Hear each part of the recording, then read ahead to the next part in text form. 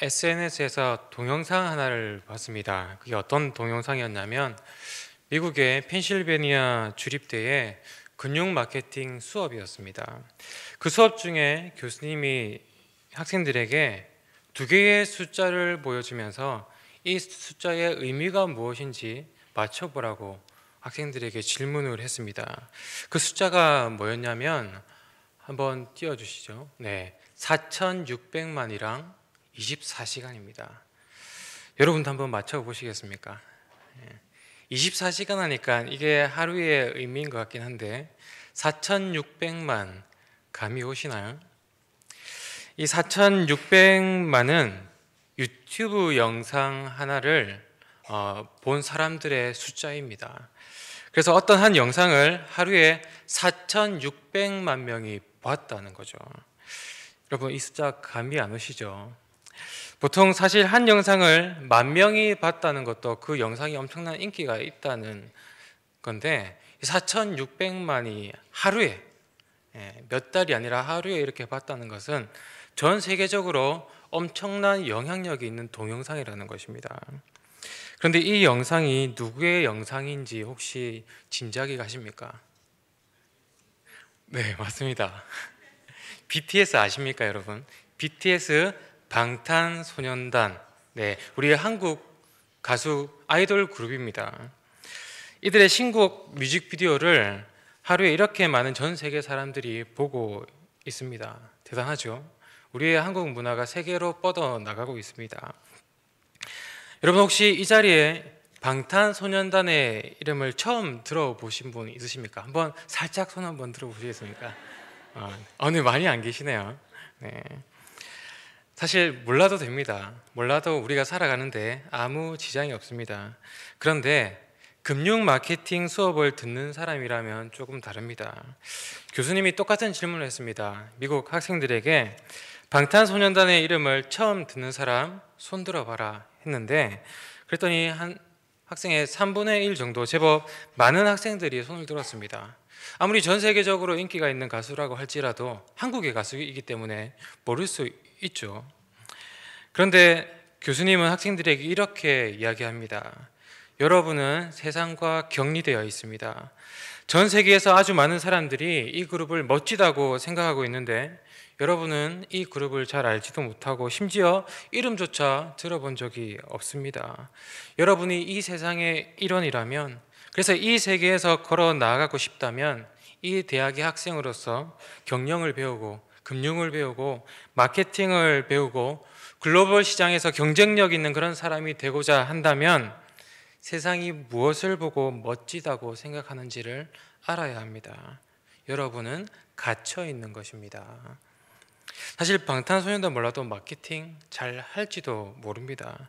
하지만 세상이 무엇을 어떻게 생각하는지 관심도 없고 세상이 무엇을 바라보는지 알지도 못하면서 어떻게 금융을 하고 마케팅을 할 수 있느냐, 이 메시지를 학생들에게 던져주고 싶었던 것입니다. 저는 그 교수님의 말을 들으면서 이런 생각이 들었습니다. 나도 혹시 이렇게 사역을 하고 설교를 하고 교회에서 사람들을 섬기면서 열심히 사역하며 살아가고 있는데 세상을 모른 채 교회에 갇혀서 살아가는 것은 아닐까? 세상에 큰 영향력을 주어야 하는 이 교회도 세상을 모르고 세상과 격리되어 있지는 않은가? 교회는 세상과 상관없이 따로 나아가고 있는 것은 아닌가? 그렇게 스스로 질문을 한번 해보았습니다. 우리는 사실 이 세상에 속한 사람들이 아니라 우리는 하늘 나라에 속한 하늘 시민이죠. 그렇기 때문에 세상 가치관에 또 세상 문화에 휩쓸리지 않으려고 우리는 은연중에 세상을 배척하는 경향이 있습니다. 그러다 보니 급변하는 요즘 시대는 특히 교회가 세상을 따라가지 못하고 있죠. 물론 교회가 세상을 꼭 따라갈 필요는 없습니다. 하지만 교회가 이 세상과 분리되어서 따로 가게 될 때 교회에서 우리가 하나님을 만날 수 있을지는 몰라도 우리가 살아가는 세상 가운데서 거기서 일하시는 하나님을 우리는 만나지 못할 것입니다. 성경에 나오는 하나님, 역사 속에서 일하신 하나님, 그 과거의 하나님을 만날지는 몰라도 현재 우리의 삶에서 일하시는 하나님을 만나기가 어렵다는 것입니다. 하나님은 죄 많은 이 세상을 완전히 배척해놓고 일하지 않으셨습니다. 언제나 시대마다 그 세상 속에서 세상 문화와 함께 하나님 자신을 드러내셨습니다. 우리는 그것을 하나님의 이름을 통해서 알 수 있습니다. 여러분은 하나님의 이름이 뭐라고 알고 계십니까? 아마도 구약에서 가장 많이 나오는 하나님의 이름은 여호와 하나님일 것입니다. 하지만 하나님께서 이삭에게 나타나셨을 때 무작정 나는 여호와 하나님이다 하지 않으셨습니다. 나는 너의 아버지 아브라함의 하나님이다. 이것이 이삭에게 알려주신 하나님의 이름이었습니다. 이삭에게 아브라함은 자신의 삶에서 가장 영향력 있는 존재였고 아버지 아브라함 자체가 자신의 문화였고 세상이었습니다. 아버지가 하신 말씀, 아버지의 생활 양식, 아버지의 뜻, 아버지 아브라함의 모든 것이 이삭이 살아가는 삶의 문화였던 것입니다. 이삭의 아들 야곱에게도 마찬가지였죠. 하나님께서 야곱에게 어떻게 나타나셨겠습니까?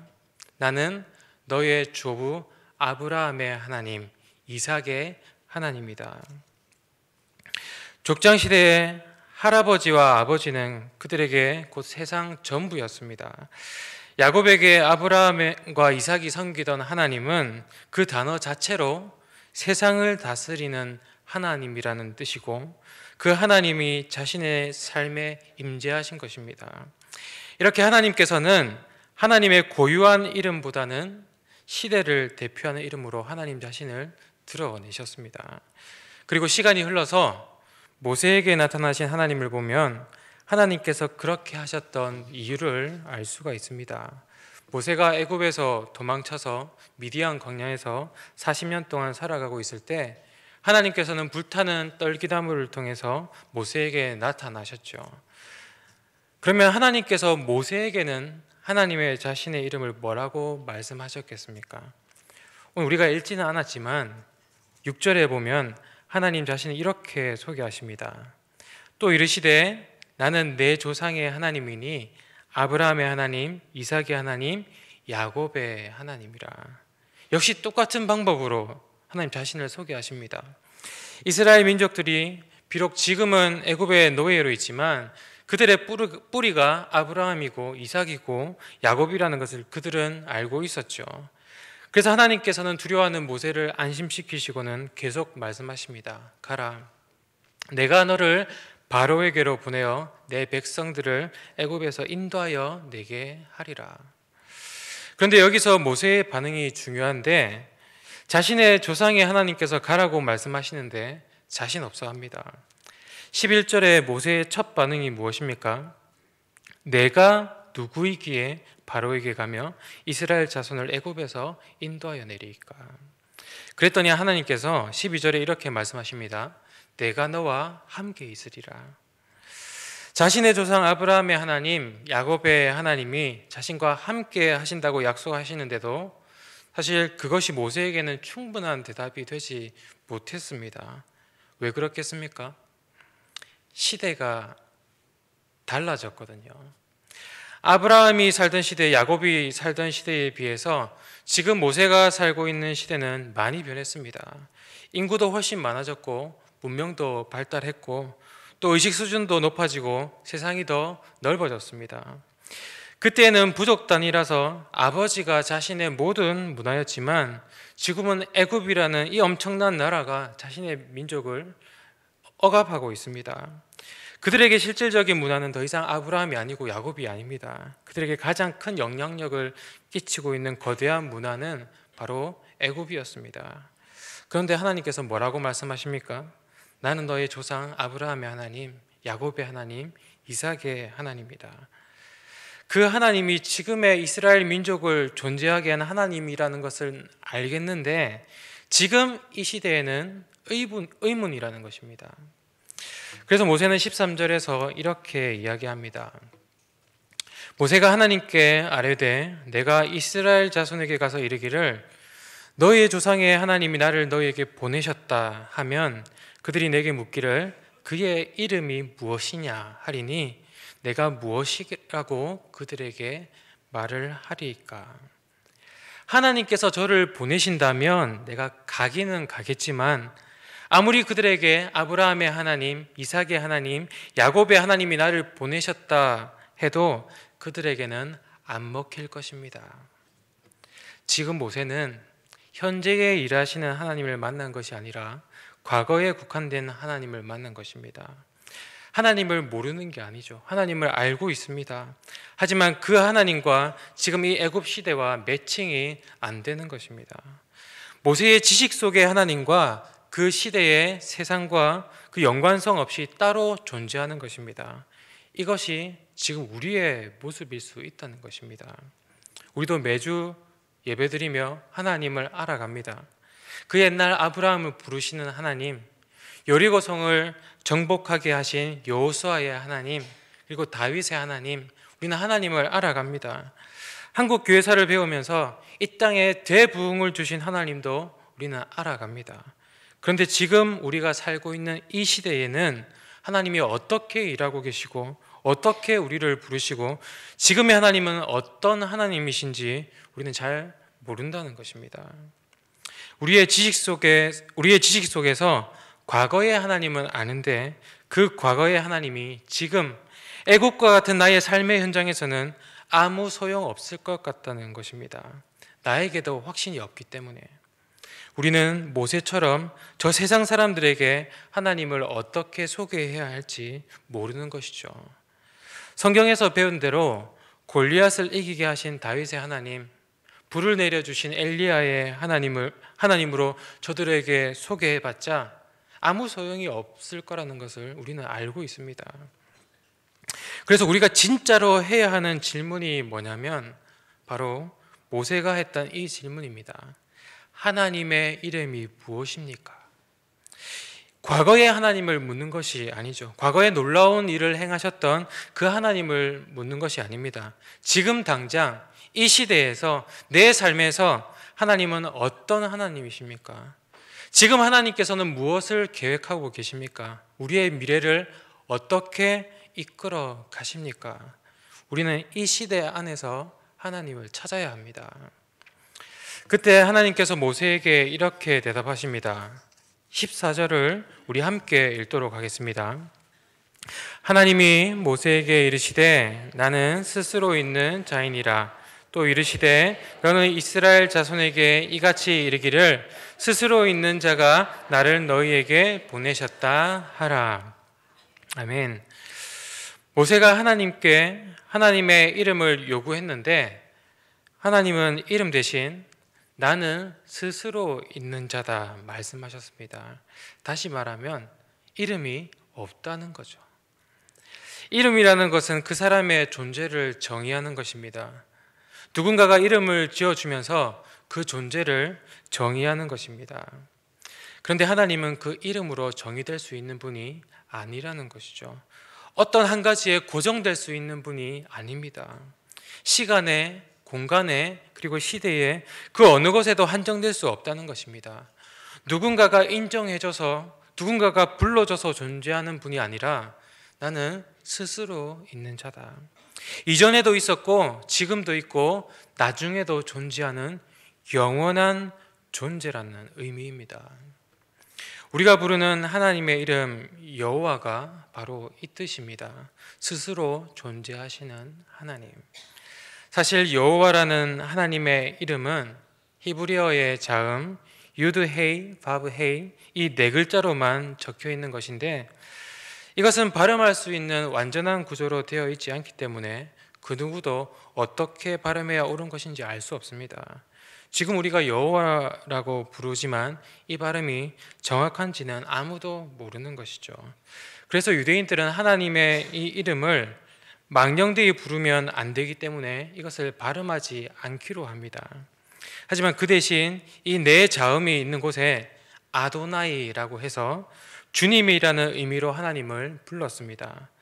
그러다가 나중에 성경학자들이 이 유드헤이, 바브헤이라는 이 네 개의 자음과 아도나이의 이 모음을 따로 결합해서 그렇게 탄생한 인공적인 이름이 바로 여호와입니다. 그런데 발음이야 그 누구도 알 수 없기 때문에 지금 우리는 그것이 중요한 것이 아니죠.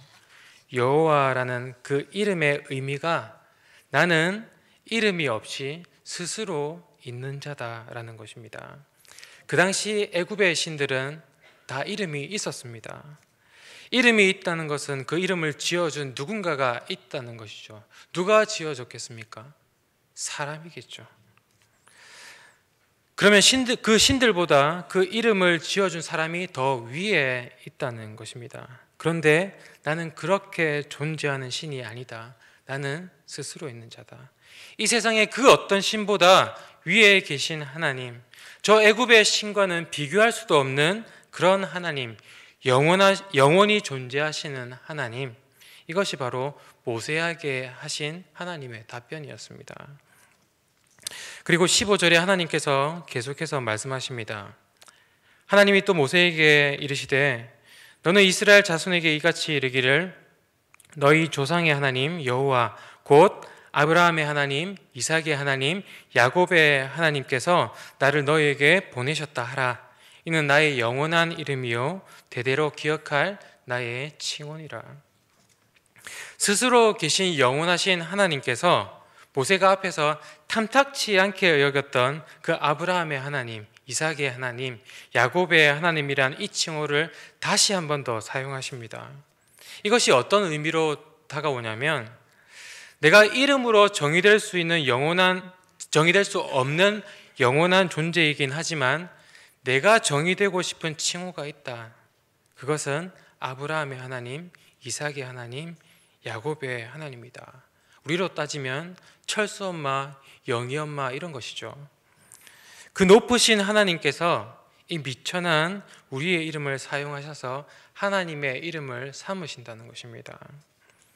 그리고 말씀하시죠. 이는 나의 영원한 이름이요 대대로 기억할 나의 칭호니라. 이 인간의 이름으로 표현한 하나님의 칭호를 하나님은 자랑스럽게 여기십니다. 여러분, 이것이 얼마나 말도 안 되는 일입니까? 지금 여기 계신 누군가가 하나님께 하나님의 이름을 물어봤을 때 하나님이 나는 경우기의 하나님이다 이렇게 대답하셨다고 생각해 보십시오. 제 어깨가 얼마나 올라가겠습니까? 그런데 하나님은 진짜 그렇게 하신다는 것입니다. 이름이 필요 없으신 하나님께서는 우리의 관계를 통해서 자신을 드러내십니다.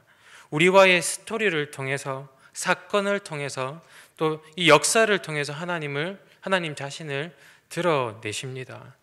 그래서 이스라엘 백성들을 출애굽시킨 후에는 하나님의 그 칭호가 바뀌죠. 출애굽기 20장 2절을 우리 함께 읽어보도록 하겠습니다. 나는 너를 애굽 땅 종되었던 집에서 인도하여 낸 내 하나님 여호와니라. 애굽에서 인도하여 낸 너의 하나님이라. 출애굽 이후에 하나님의 대표적인 이름이 바로 출애굽의 하나님이었습니다. 그리고 이스라엘 나라와 언약을 맺으면서 하나님의 이름은 이스라엘의 하나님이 되었습니다. 그리고 성전 시대에는 하나님께서 결코 성전 안에만 계시는 그런 존재는 아니시지만 이스라엘의 신앙을 위해서 그 문화대로 기꺼이 그 성전에 자신의 이름을 두셨습니다.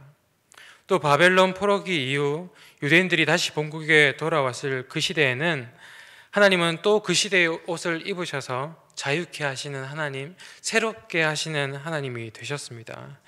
그렇게 하나님은 시대마다 시대의 옷을 입고 하나님의 이름이 바뀌는 것입니다.